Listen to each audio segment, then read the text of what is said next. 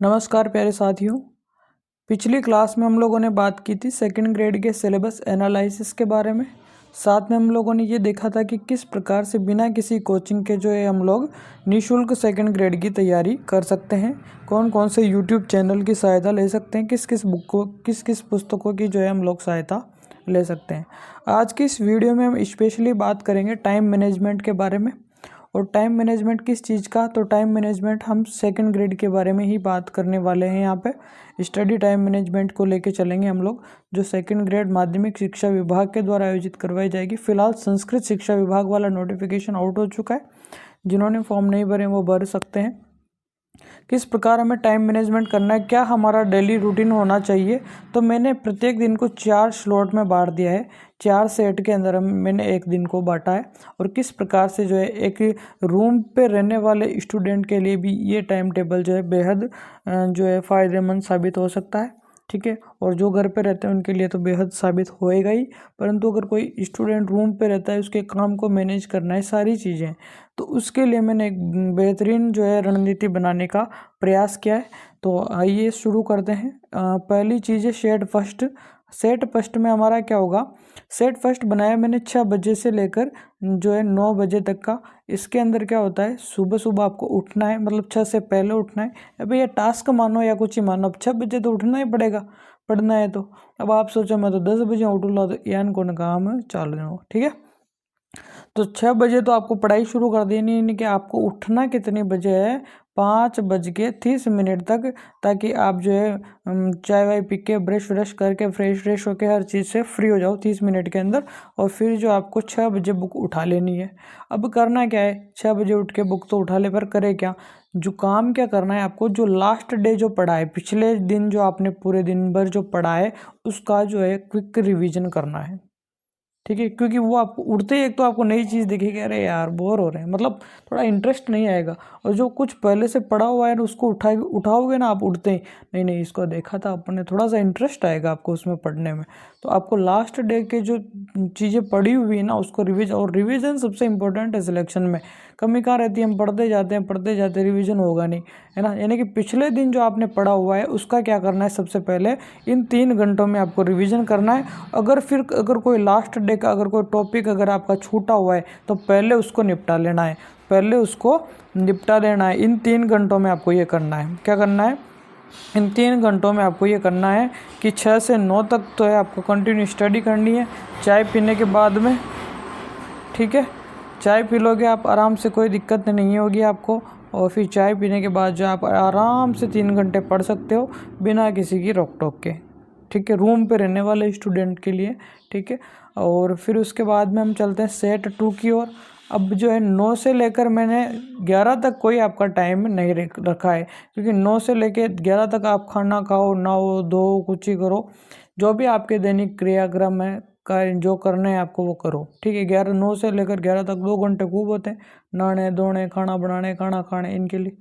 इससे ज़्यादा समय तो नहीं लगता होगा कि सर नहीं लगता है। ठीक है, तो आपको फिर 11 बजे से लेकर 2 बजे तक जो है एक शेड्यूल और बनाना है। आपको जो है 11 से लेकर 2 तक आप क्या करोगे, ऑनलाइन अगर आपने कोई कोर्स परचेज कर रखा है, तो वो 3 घंटे जो है आप उस कोर्स पर जो है क्लास देख सकते हो। 3 घंटे तक का जो आप उस पर शेड्यूल सेट कर लो कि मुझे जो है 3 घंटे जो है ये सब्जेक्ट कवर करने हैं। और मैं ये कहूँगा कि इस समय में जो है आप सब्जेक्ट पर फोकस करें तो ज़्यादा बेहतर होगा। जो सेकंड वाला जो पेपर है ना, उस पर जो है आप फोकस करें तो ज़्यादा बेहतर होगा, क्योंकि मुझे पता है अधिकांशतः जो साथी है वो सेकंड पेपर की वीडियो ज़्यादा देखते होंगे। तो सेकंड पेपर को जो है आप इस 3 घंटे वाले सेशन में जो है आप जो है लेके चल सकते हो। ठीक है, तो 3 घंटे में भी आपको क्या करना है, 50-50 मिनट के स्लॉट बनाने, बीच में 10-10 मिनट के आप गैप ले सकते हो इसमें भी। ठीक है, तो 10-10 मिनट के गैप लोगे तो 30 मिनट और ये रिड्यूस हो जाएंगे आपके रेस्ट के लिए। फिर उसके बाद में मैंने 2 से लेकर 3 तक कोई समय नहीं दिया है। इस समय आप सो, आराम करो, कुछ भी करो। ठीक है, 2 से लेकर 3 तक का मैंने आपको कोई भी किसी भी प्रकार का जो है बाउंडेशन नहीं दिया है। उसमें आप 2 से 3 तक आप आराम से सो सकते हो, कोई दिक्कत नहीं है।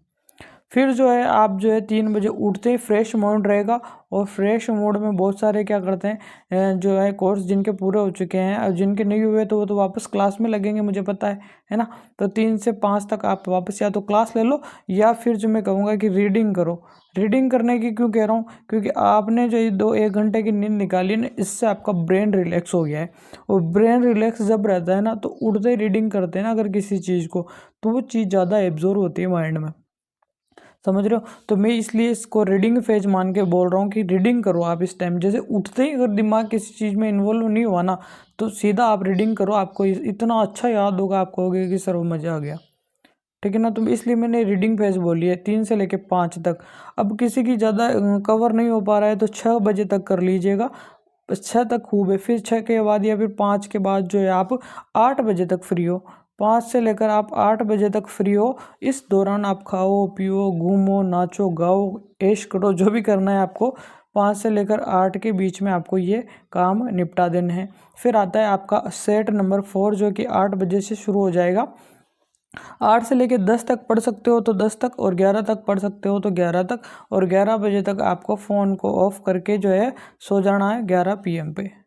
आराम से सो जाओ। अब इस दौरान आपको क्या करना है, या तो आप क्लासेस अगर कोई छूटी हुई है ऑनलाइन तो वो क्लासेस ले लो, या फिर रीडिंग कर लो।